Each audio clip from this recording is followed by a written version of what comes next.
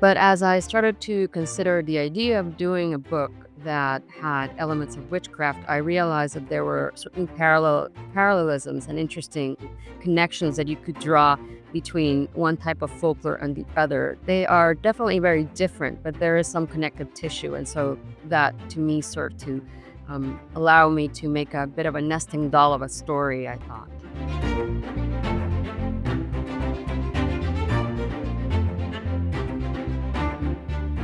Well, hi, and welcome to the PBS Books Readers Club. Today we welcome New York Times bestselling author Silvia Moreno Garcia to discuss her thrilling new novel, The Bewitching, and her New York Times bestseller, Mexican Gothic. The Bewitching is a haunting, multi-generational tale of three women bound by dark forces. Graduate student Minerva is researching Beatrice Tremblay, a little-known macabre writer, when she discovers Tremblay's most famous novel is based on her roommate's real-life disappearance in the 1930s. As Minerva delves deeper, chilling parallels emerge between Tremblay's past and the witch stories passed down from Minerva's great-grandmother, Nana Alba. Now those same sinister forces may be coming for her. Oh no. Set across Mexico and Massachusetts, this uncanny saga weaves together the folklore of New England and Mexico into a dark tale that explores how evil can echo across generations. Hi, I'm Fred Nahat, here with Lauren Smith from PBS Books, joined by literary expert and award-winning writer Princess Weeks, and our PBS Books National Director and resident librarian Heather Marie Mantilla.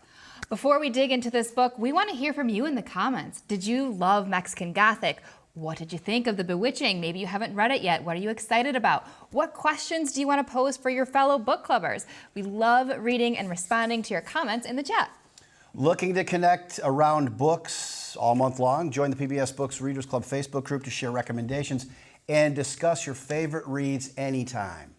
It's the best book club ever. Great stories are meant to be shared. So click share on Facebook or YouTube right now because friends do not let friends miss out on great books, and your support means the world to us. All right, so let's discuss Silvia Moreno Garcia's thrilling novel, The Bewitching. What did everybody think? Let's start with you, Heather, because look at her dress. She's the cover of Mexican Gothic.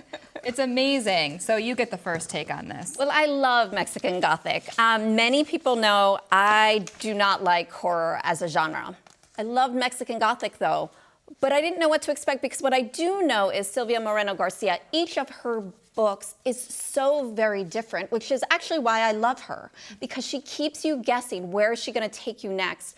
One of the things really special is you had three different time periods that were really developed in this, and that took a lot of work, and it took you on this incredible journey, and I loved it. Yeah, I love everything she's written. I'm a huge Mexican Gothic apostle. I'll preach its good word to anyone who asks. And I think that what she does so well is create these really engaging heroines that you really feel invested in and you want to protect. I felt that way reading Mexican Gothic, where I just wanted her to get out of that house. Yes. Oh, I mean, all of them. Yes, Yeah. and now with this one, I was riveted through the journey, and no spoilers, but everything left me kind of just breathless. And she's done it again. She's one of the best writers out there right now. Love it. She creates these strong characters, unique characters, also puts them in very special and unique places. Her use of setting as an additional character, so to speak, is a wonderful blend of New England Gothic and Mexican folklore.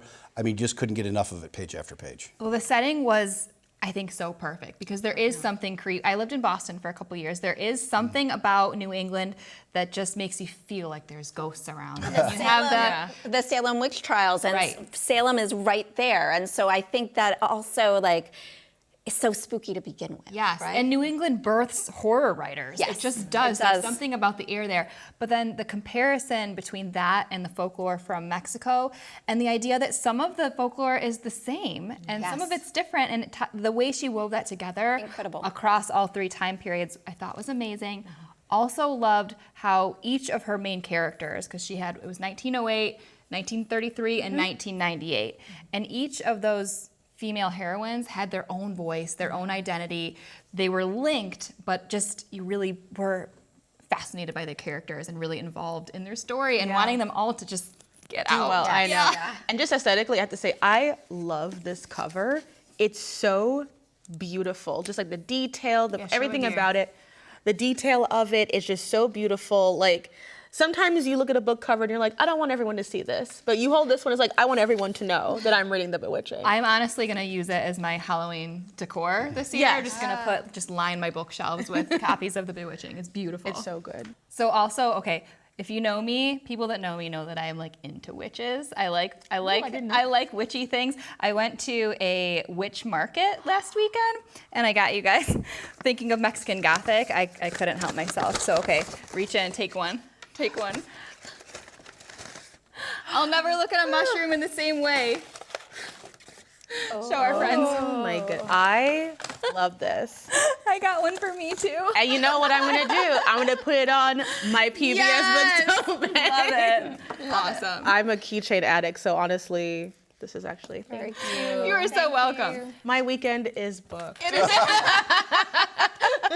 Author Sylvia Moreno Garcia is standing by to join us in just a moment to talk more about her captivating novels. And we have so many questions. But first, we want to set you up to stay in the loop on PBS Books Author Talks. First, sign up for our PBS Books e-newsletter at pbsbooks.org/subscribe for exclusive book recommendations, author interviews, and so much more. It's the best way to get the latest book updates right into your inbox. Then click over to YouTube and hit subscribe. The PBS Books YouTube channel features hundreds of author interviews, including Geraldine Brooks, Percival Everett on his Pulitzer Prize winner James, Kristen Hanna on The Women, Shelby Van Pelt on Remarkably Bright Creatures, and so many more.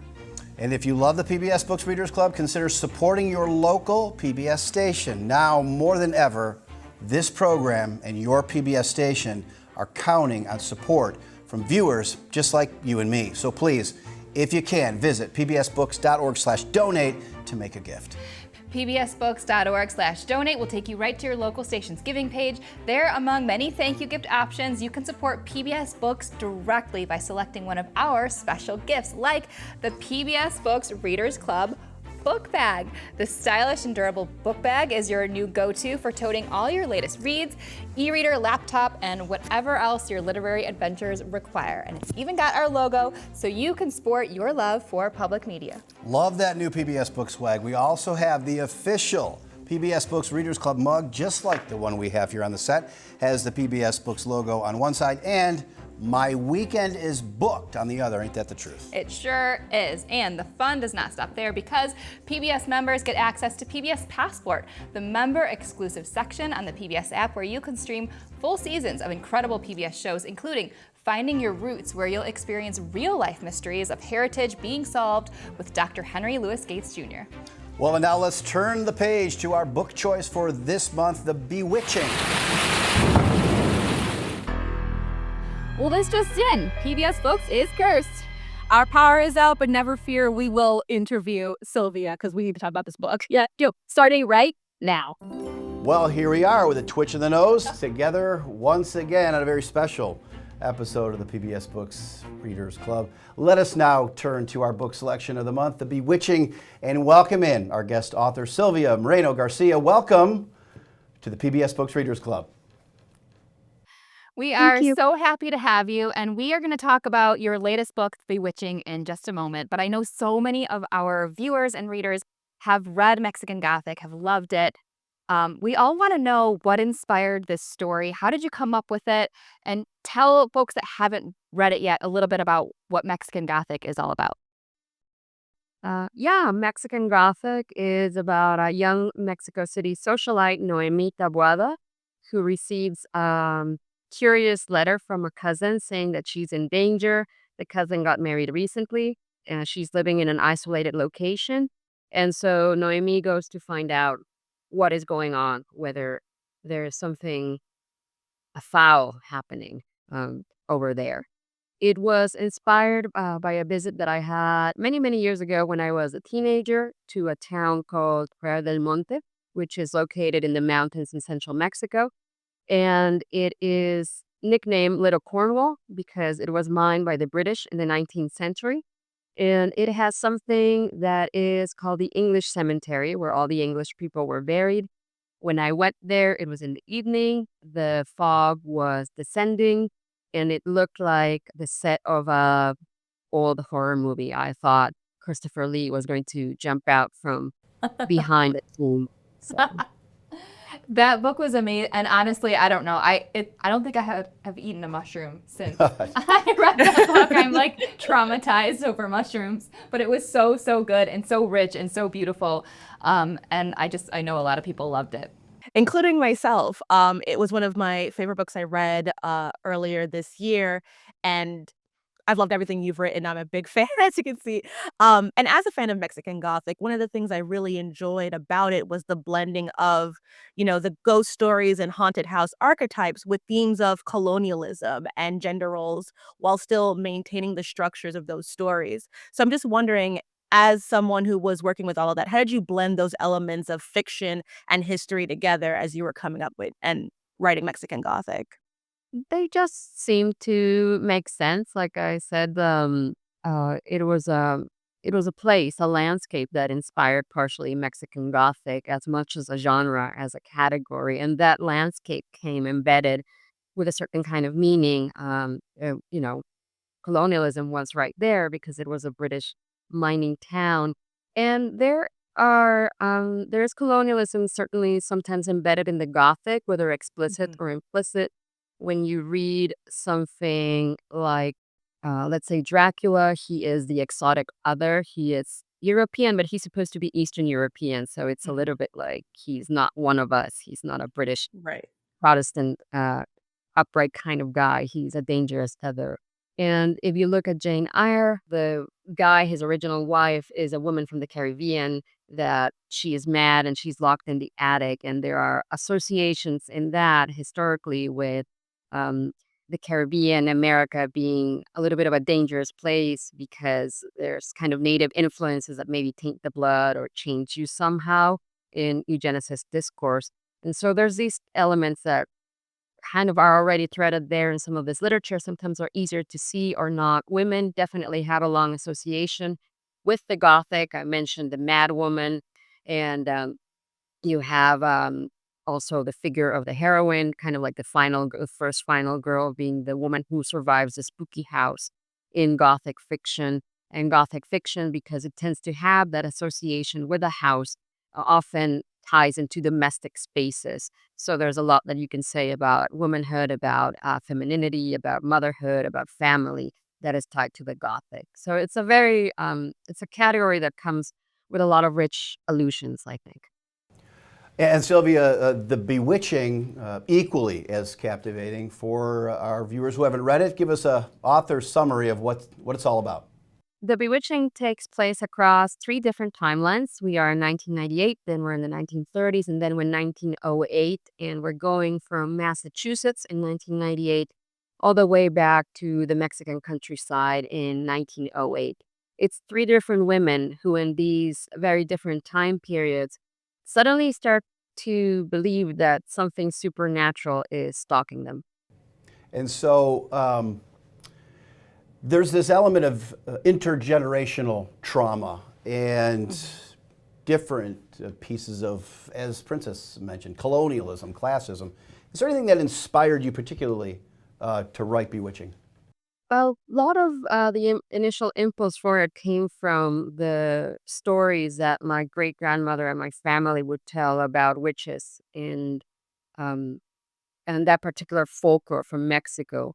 It had a very different feel, I thought, to a lot of the current media that we see, and some of the modern depictions of witchcraft. It certainly was a lot more disturbing. And then the other side of it was that I lived in Massachusetts for 3 years, and so when I lived there and I was studying there, I was exposed to a different kind of folklore related to witchcraft, kinda like a different witch history. Um, but as I started to consider the idea of doing a book that had elements of witchcraft, I realized that there were certain parallelisms and interesting connections that you could draw between one type of folklore and the other. They are definitely very different, but there is some connective tissue. And so that to me served to allow me to make a bit of a nesting doll of a story, I thought. Well, building off of that, was there any particular meta significance to the 3 time periods that you talked about? Could you say it 1908, 1934, and 1998? Why those 3 time periods? Although 1998 was easy because I was in school at that time, so I could remember it, and I knew that time period. 1908, early 20th century, is a time period that my great grandmother used to talk about, so I also knew that intimately. And the 1930s is a bit of the heyday of pulp fiction, horror pulp fiction, and speculative pulp fiction in magazines. It starts to emerge. That's when you start seeing writers such as H.P. Lovecraft and Robert E. Howard and C.L. Moore kind of popping up in magazines, and those magazines will become the parents of modern horror fiction. Without those pulp fiction magazines, the publishing industry, the book industry wouldn't be as we know it. It was mystery magazines and romance magazines Mhm. and horror stories and science fiction stories, amazing stories, weird tales, these kinds of publications that help create category differentiation as we know it. And so literature used to be this smaller segment and everything got lumped into it, and it really is magazines that help us to start to generate subgenres and categories. And that's how we get modern horror literature nowadays. That's so fascinating. Thank you for teaching us all about this. I'm captivated. So, I'm a librarian, and so a lot of what I always wonder when I'm reading is about process. You have so many details in this that, it's yes, I would guess some is imagination, but you've done a lot of research and also utilizing appropriate material culture. How did you go about your research process? Yeah, for the 1930s period, I was reading books about the Great Depression, but I was also reading letters of contemporary writers of that era. Lovecraft is very good for that. He was crazy correspondent, like the Pulp Fiction arena where you can go, you can see his letters, and you can see it's like social media nowadays. So he and other writers, like people like C.L. Moore, if you can find some of those letters, they are very useful for making sense of that time period. And it was I also looked, yeah, like I said, at Great Depression. Um, there was a very good book of interviews of women that had gone through it, for example, and what it was like to be a woman in this time period, what you had to do to keep the house afloat. For 1908, for when we are in Mexico, yes, I had a lot of knowledge of this time period, and oral knowledge and family knowledge. I also looked at a number of folklore studies to see what they were saying, and and match some of the knowledge that my family had spoken to some of these folklore studies, and it matches really, really well. My great grandmother knew how to tell stories, and so a lot of the things that she talks about are later reproduced in these accounts, ethnographic accounts, and folklore studies of the area, where people go back decades later and they're doing studies on witchcraft or things like that, or magic beliefs in a certain area. You talked a lot about the time and the place, and I found it so interesting the way that you compared the New England folklore. I spent some time in Boston myself, and it does have sort of this like spookiness about it. And other authors have written about it too. And just that like university spookiness. I don't know. There's something about it. And then comparing it to the Mexican folklore. And you talked about in the book this like common consciousness and how the idea of witchcraft shows up in so many different cultures across time and space. And I wanted to get your thoughts about that and why you think these stories show up in the stories of so many different cultures across so many different types of places. What are the similarities between the folklore from Mexico versus puritanical New England? How did you mash that all up? One of the big differences between puritanical New England and Mexico is that in New England, there is a clear attribution to the devil being kind of responsible for witchcraft. So often, when people are being interrogated, there's a question of, like, well, how did you get in touch with the devil? And people say, oh, I did this, I did that, to kind of like phone the devil and on that. And now we have a covenant, we have a contract. There's a lot of talk of contracts and um, this sort of thing. You don't see that in Mexico, really, like the devil being talked about in that way. I mean, there's certainly the Spanish Inquisition at a certain point in time, but uh, Mexico, a lot of the witchcraft beliefs are coming from a pre-Hispanic tradition that predates European ideas, and then they're mixing with some of that European colonialism that happens and becoming a little bit different and changed throughout time. But because of that, the source is not necessarily the devil, because although pre-Hispanic thought does allow for the use of witchcraft, it's not necessarily that Satan, that specific figure, is the one that's allowing you to do this magic or that you are serving Satan. And there are many kinds of witches and magical practitioners in pre-Hispanic Mexico, a dozen or so different names that I could talk about, very different kind of sub-varieties of witches and magical practitioners. And the Spaniards, when they come, they just kind of collapse all of that under one name. They just call it bruja or brujo, witch. But it doesn't differentiate really between somebody like that's doing astrology, somebody that's kind of consulting the days, a day reader that's reading the signs of what's going to happen. It doesn't differentiate between somebody who's doing more of a healing role, a curandero or curandera, um, or repelling kind of like bad undoing witchcraft, that sort of stuff, and figures like other witches that are transforming into animals, or blood drinking witches, or there's a type of witch that eats the ankles of people in old Nahuatl folklore, and so they all become one single category, and there's a lot of differentiation in that kind of pre-European state of different types of witchcraft. Um, but the devil is not a figure that emerges really very clearly in Mexico in that time period, as clearly as it does in New England, where there's definitely a lot of talk.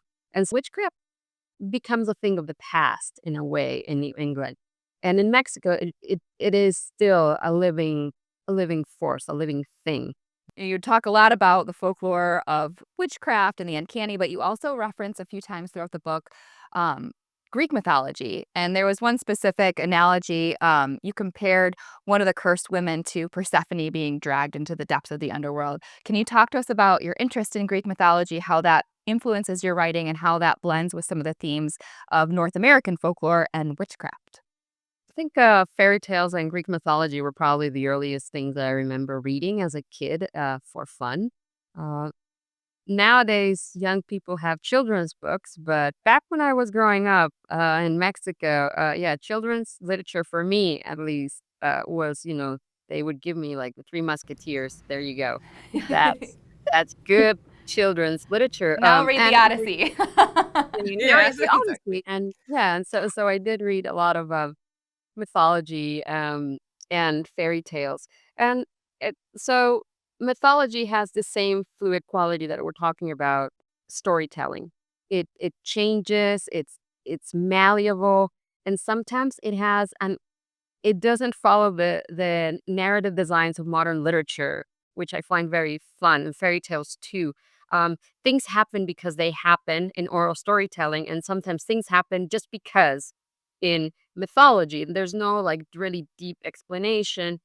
You have somebody and they arrive maybe at a river, and some kind of water spirit rises and starts talking to them, asks for a favor, or drags them into the depths. And there's no kind of like, we shall now explain, the physical properties of water spirits to you in great detail. There's this certain kind of understanding of the fantastic in mythology and in fairy tales that it just kind of happens. It's there. And so I love these kinds of words because I think they take us back to a time and place in which we we were willing to understand the coexistence of the fantastic within the real in a much more uh kind of childish way. Yeah, it's like being a kid again, working that imagination. I am always up for a quest. So I'm a big believer in the power of music, and you've incorporated quite a track list of 90s music, both music I was familiar with and then a lot of Spanish music that I wasn't as familiar with. I am a product of going to high school and college in the 90s. But the music was throughout the story. Were these personal picks or they were more for Minerva? Well, I like 1980s alternative Yeah. music. I was in an Same. anthology, called 120 Murders, and we were all picking a song um, from the alternative music era, the 80s and the 90s, and I picked Garbage, and my song was my story is called Superstition. It has to do with magic.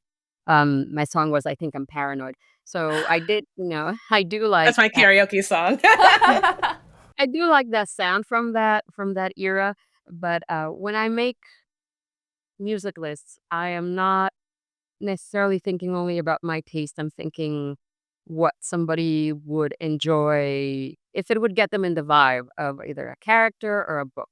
And so that I have a playlist for Mexican Gothic that has a certain kind of sound, and it's different from this playlist because here I did want to evoke the 1990s slice of the story. And it's pretty easy for people to find the playlist. I found it, but where would people go? I think they can go to your website to see it. Yeah, they can go to my website, and under the page of the Bewitching, there's a link to it, and also it's on the Penguin Random House Spotify account. Is the one hosting. I think that's going to be right up your alley. Oh, yeah. Mr. 90s. Yeah. Yeah. Best music ever.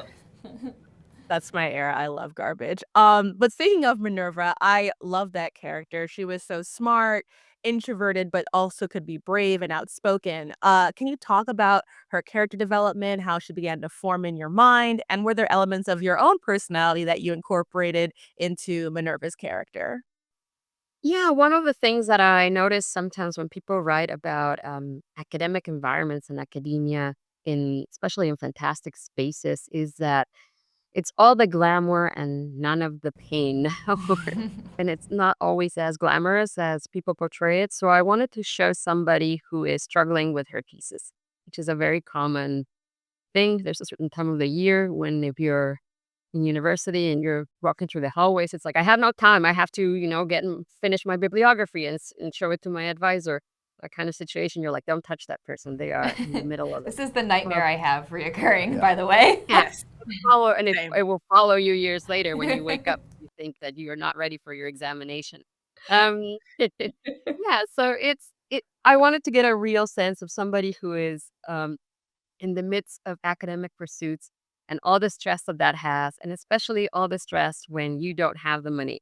So I really wanted to show that side of an academic and create an academic who perhaps resemble the academics that I know and love, and who are sometimes really very obsessive about very niche and narrow topics. But I find it endearing when somebody loves something so much that they want to know every little bit about it. And I wanted to reflect that personality as opposed to maybe an idealized character.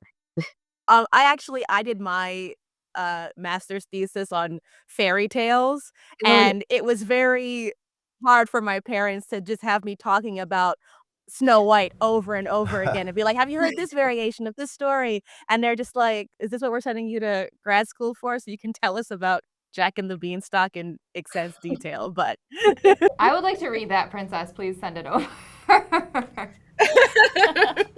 Well, it is folkloric. Speaking of Minerva, she is asked at one point in the book, why dedicate a life to writing and to academia? And let me get this right. She says, it's the romance of it. You know every detail about someone, their every word and thought. When you look at their writing, you swoon over a sentence fragment or a turn of phrase.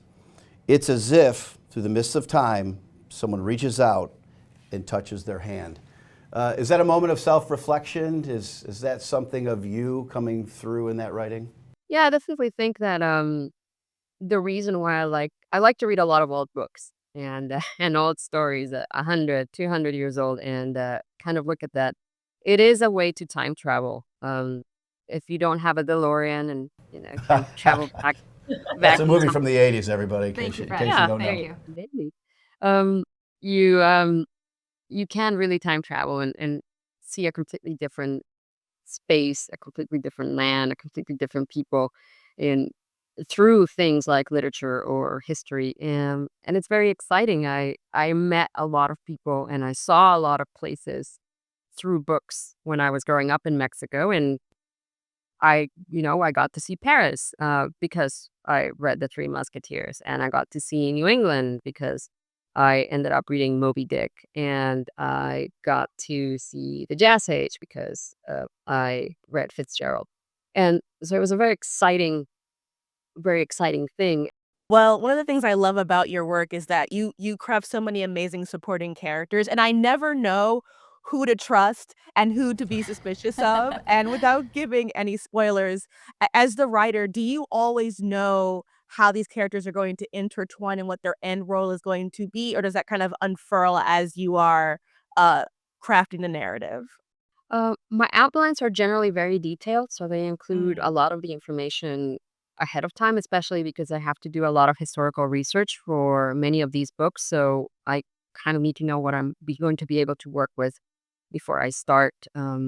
Although some research keeps happening while I'm still working. I will say one of the things that I believe in is something that Alfred Hitchcock said, which is that um, if you the meaning of suspense, what is suspense? And he Mm. said that if you put a box under a table and people are having like lunch at a place and there's a box under a table and you don't know what it is as the audience, whereas same scene, but now as the audience, you've seen that somebody put a bomb in that box and it's under the table, but the people eating their lunch don't know. Just gonna That check really is quick now. Yeah. Okay, we're good. that is the suspense. Yeah. And so you get more information as a reader than the Right. characters. But he's saying that that doesn't diminish the enjoyment of the piece. It makes it more enjoyable because now you have this information where you're thinking like, how is this going to fit? Or when is this going to explode? So I don't necessarily believe in like, oh, we're going to keep it all a big secret and nobody's going to have any idea what's going on. I love that sense of suspense. I love seeing the ticking time, allowing readers to see the ticking time bomb and the people are having, their chocolate or whatever, but you're going like, oh, this is going to explode very soon. And wow. And so I love that sense of suspense. Um, that's what I hope to create. We love it too. I think I hardly stopped reading any of your books. I just can't. I just need to know what's going to happen on the next page. They are quick reads because you can't put them down. Well, and building on that, can you share? So we've talked a lot about process. Was the process of writing very different for one versus the other? And when you went to write Bewitching, was that something that you wrote all three timelines separately, or did you go back and forth between them? It was just chronological, so chapter 1 and then chapter 2 and then chapter 3 because I had the outline, so I was just going, like that, and it was fun to switch because sometimes when I was like, I've been in this don't wanna be in this character a little bit anymore, then I got to switch to another one, so that was really, really fun, and I really enjoyed when I was switching into the first section point of views. That was, the like I say, I don't get to do it that often, so being able to do the Beatrice Tremblay sections, was like a fun vacation in the middle of a novel. That's awesome. Yeah. I know you already said that you do outlines and you kind of outline everything. So I think I would ask then, when do you stop? Because I feel like as someone who likes to research, I could like keep going forever. When do you have a sense of like I've outlined enough, I'm ready to actually start the writing process? It's very much an inimical process. I often describe it as caterpillaring, that a caterpillar eats enough leaves and green material, and eventually it's chunky enough to become a butterfly. And it's like that for me. There's a point in which I feel I'm full. I cannot keep reading any more, letters from such and such person to another person. I just will not do it. And then I begin the process. But there's no hard and and fast rule. It's a question of like, do I have enough fuel in the tank? Am I ready to go? And some other research will continue, like I say, as I'm writing. New questions might emerge. Sometimes I'm like, oh, I didn't check the price of butter. Like, gotta go find a newspaper now and check the price of butter. But yeah, but a lot of the big questions I've kind of thought them through, and I feel I'm ready to begin. So I want to talk about the genre of literary horror and gothic sort of in general for a moment. What draws you to reading that genre and writing within it? Um, do you find that sometimes, and I think this was you, Heather, you mentioned that you don't normally really like to read horror, but then you got into Sylvia's books and it sort of opened a new world for you. Do you feel like sometimes there's like that prejudice that people that assume they don't like it and then they read it and then they get into it? And also, you know, do some of the scenes you write are scary. Like, how do you deal with that as a writer? Do you I would scare myself if I was writing it. How do you manage all of that? Yeah, horror is often considered the most minor of all the levels of genres. It's kind of like the dirty genre. It's the only genre that people have approached me and have told me, "Are you okay?" Yeah, just like I just Yeah. did. Like, Yeah. Right. like maybe you have like you write a lot about murder. Do you want to murder somebody? And it's like, no, I do not. I like eating candy and like picking flowers. That's my some of my things. But yeah, because there is, I think, the idea that if you are exploring something dark, then there must be kind of like you want to dwell in the dark. But that's not necessarily true. Um, Genres come, all of them, with a certain kind of tools if you open them. If you open the noir box of genre, there's maybe a dame uh, who's at your door and asking you to find her husband. There's a detective in a trench coat. There's dark, smoky streets, and so you look. Okay, that's the noir box. What I find about them is that you can use those elements in many different ways. You can either do the straight story, or you can play it differently. You can you can maybe tell the story from the point of view of the femme fatale. So now it's not the guy watching her as she walks in very sexily into the room. It's her watching in, and she looks at him and she thinks, "What a sucker! It's gonna be so easy to make the murder of my husband and this guy." So you can either work within the confines of a story or kind of push against it. And I like doing both because I think there's power in doing both, doing the expected and then working the unexpected. And Princess, you know as well as I do, it's rooted richly in New England history and folklore and the rest, but also in bigotry, also, well, in a sense of a fear of the other. What's your take on that work now, and how has it maybe impacted your own writing? I think we're all curious. Yeah, my thesis work was actually my degree is in science and technology studies, and my thesis was called Women, Eugenics, and the Work of H.P. Lovecraft. So I looked at those three things. So I'm very familiar with H.P. Lovecraft's work and his personal life. I love H.P. Lovecraft's writing. I find it very interesting, his ideas of cosmic horror. If you read enough pulp fiction from the time, you realize that not all writers are very nice people. And even brilliant writers are sometimes the most awful of people that you could ever imagine. And Lovecraft certainly has that in him. After H.P. Lovecraft, you're going to get a lot of other people.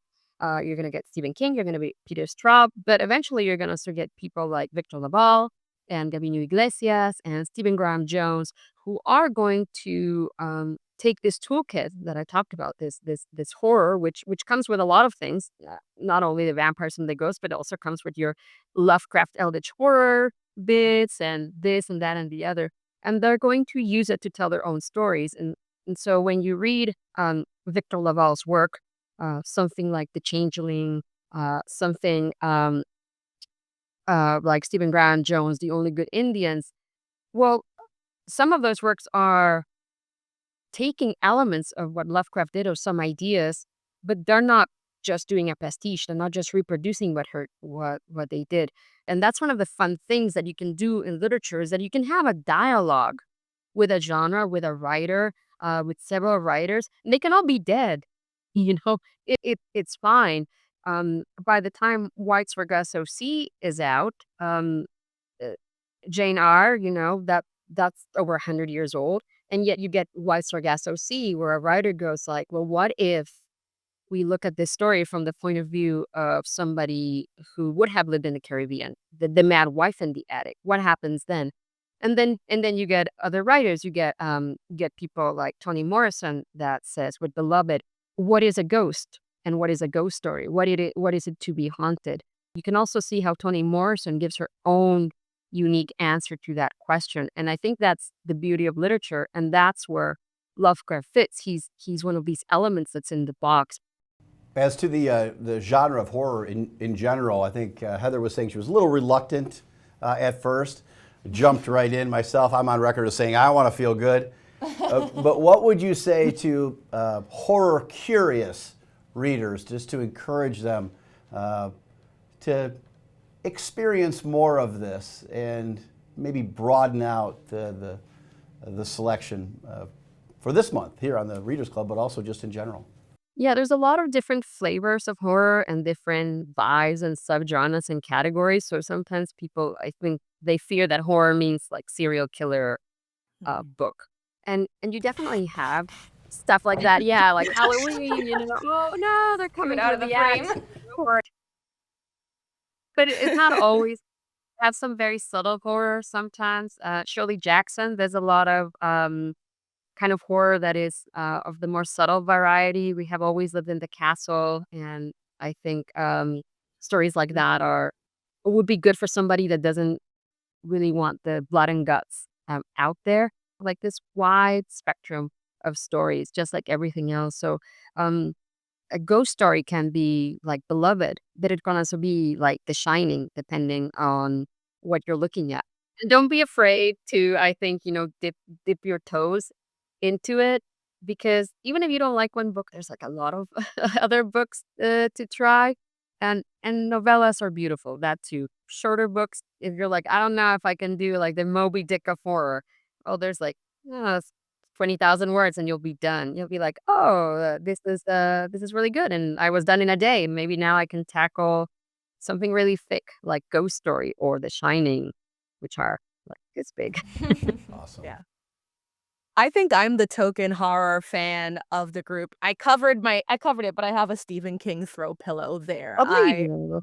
I do, yeah. I love the genre. I have like a giant copy of The Stand. I love like older gothic horror, like Walpole, all that kind of stuff. And I do love horror being a mirror to the generational and also cultural traumas and issues that are going at the time. And I would say, as someone who clearly writes horror but loves the genre, what do you say horror especially is able to help us process in terms of our fears and our anxieties? No, I now want to see your Stephen King throw and look at it. I'll show you Um, after while we do things. okay, sure. There's a lot of emotions that horror can cover that I think other things can't. I mean, they can, but horror is just really good at it. Some visceral stuff. With horror, you sometimes have that. You have that moment where you feel like I feel seen. Uh, Things like Rosemary's Baby. If you've ever been pregnant and you probably have not been pregnant with the devil's spawn. I think most of us, but there is that sense of body horror. It's It's body horror for sure. like what have I gotten myself into? And everything seems kind of dangerous and scary. And sometimes things like, Rosemary's Baby or even the Alien movie reflected my state of mind, maybe when I was pregnant, better than any video with an calming voice. I feel seen. So I love for that reason, and the fantastic in general for that reason of being able to sometimes speak the unspeakable. Okay, we're running short of time. Couple more questions. We're gonna do them like quick. Okay, first of all, did you always know that you were a writer? Yes, since I That's was a little kid. that's very quick. That's a great answer. What's the most challenging part of being an author, and what's the most fun? Getting paid? Fun. Is the answer to both of those questions. Yeah, I was gonna say it's fun and also challenging. Read any good books lately? Yes, a lot. And then I often forget what I'm reading. One Yellow Eye is like a zombie story, but it's from the point of view of the wife who's keeping her zombie husband chained in the basement, and she's trying to find a cure for him, basically, in brief.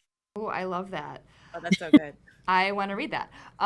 Okay, so what is your ideal writing setup? Do you like to write in the morning? Do you stay up late? Do you write in your home, at a coffee shop? What's your ideal setup? At nights, late at nights generally, because I got used to after my kids went to bed, I had some, and when my husband went to work, I could do my own stuff. But sometimes I go to the library to write. I find it better because they have free Wi-Fi. They don't have coffee, but they have free Wi-Fi, and I can go and get books from off the shelves at the same time. Do you have a favorite book from childhood that inspired your love of reading and writing? Madame Bovary was the one of the was like a pivotal book. It made a really huge impact on me because I think it was the first time I figured out that you could express certain inner states in literature. You really get to understand how Emma's brain works in that one, and I was like, you can do that. You can go into somebody's head. So yeah.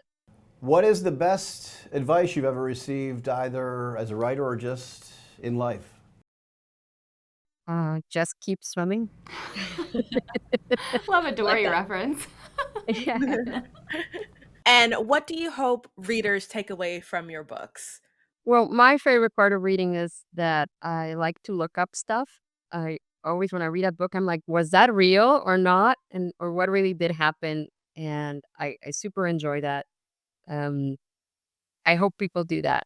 If they see something that they find interesting, that they Google it or ask our librarian for more stuff and find out the full story or more story of it. That's cool. Finally, Sylvia, anything you'd like to say to your readers? No, have fun, read widely, read horror. It really is a wide and rich field and explore both of the big names and some of the little ones, the people that you don't know that much about. There's a there's you don't waste your time when you read a book.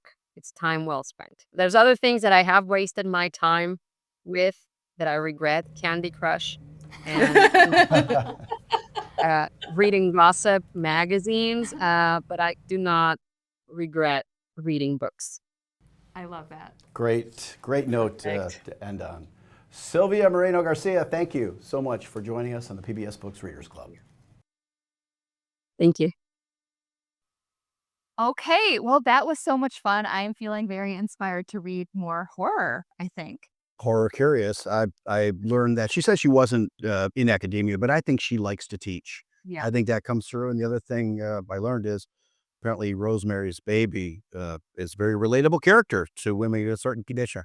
Not bad. What a great conversation. Yeah. What do you think, Princess? I wish that I could talk to her forever. I feel like I made a new book friend. Everything that she talked about horror and her recommendations, I was like, oh my God, I love this too. I feel like her enthusiasm and her just passion for the topic just comes entirely through, and it makes sense as to why these characters feel so rich and cared for. Also, I would love to see her outlines, because to be able to come into the writing process that secure in what you're doing, like I want 10 more interviews. She was amazing. This was amazing. I couldn't agree more. I think thinking about even her writing process for The Bewitching and how she like had it all outlined and she was jumping from different timelines, like, and that was all planned and she just went through it. Her work is so compelling and has hooked me on horror to at least explore more. I really enjoyed the interview, and I love talking about the expected and the unexpected because that also comes throughout her work, and she always is keeping you jumping and guessing on what's going to happen next. So this was great, and thank you for including us and picking the book. Yeah. Well, I love what she said about sometimes the fantastical representing your reality more than everyday life. I've never thought Yeah. about it that way, but like the comment you said about Rosemary's Baby, and like sometimes like when you're having a health issue or you're having a baby, it feels fantastical, and sometimes the horror genre helps you relate to that a little bit more. So I thought that was interesting. Also share if there's anything that was surprising to you about the interview. Would love to know your thoughts. It's much more fun when we all can discuss and talk, and we like to respond to your comments. So please leave us some. And I don't know about you, but I'm feeling important that the curse of the power outage in the studio has been lifted. So Thank you, spirits. yeah, thank you very much. We are no longer bewitched. So I'll see you back at home. Well, thank you, book friends, for joining us for such a fun discussion. If you've enjoyed today's conversation, then venture into real-life hidden histories with Finding Your Roots on PBS. Finding Your Roots is an inspiring journey into the past, revealing the powerful stories hidden in our DNA and family trees. Each episode uncovers surprising connections and forgotten histories, including special episodes celebrating Hispanic Heritage Month. Hosted by Dr. Henry Louis Gates Jr., it's a celebration of identity, resilience, and the shared threads that connect us all. See history come alive in Finding Your Roots, available now on PBS Passport. And we invite you to join the PBS Books Readers Club Facebook group, subscribe to our YouTube channel, and to our e-newsletter at pbsbooks.org/subscribe to stay in the loop on future author talks. And know that you play a major role in making PBS Books happen. This and all of your favorite PBS programs rely on donations. And now more than ever, we need support from viewers just like you. To join your book friends in supporting these events, just click the link in the description or comments, or visit pbsbooks.org/donate. You'll be taken to your local PBS station's donation page, where you can find PBS Books swag as our thanks for your donation. I'm personally obsessed with the PBS Books Readers Club book bag. I use it to haul all my books home from the library, so it is perfect. You can also get the official PBS Books mug, My Weekend is Booked, which is all too true. Plus, as a member of your PBS station, you'll get access to PBS Passport, incredible concerts, masterpiece series, and insightful programs like Finding Your Roots. All right, book clubbers, you probably want to know what the next book pick is. Well, as a special thank you to our loyal subscribers, we're going to make the announcement first on our PBS Books Facebook page and our e-newsletter. Follow us on Facebook, then go sign up for the PBS Books e-newsletter at pbsbooks.org/subscribe to make sure you don't miss our next book pick announcement, along with other great book recommendations. And subscribe to our YouTube channel for more amazing reads and hundreds of author interviews. And we'll see you next time. Thank you for being part of the PBS Books Readers Club.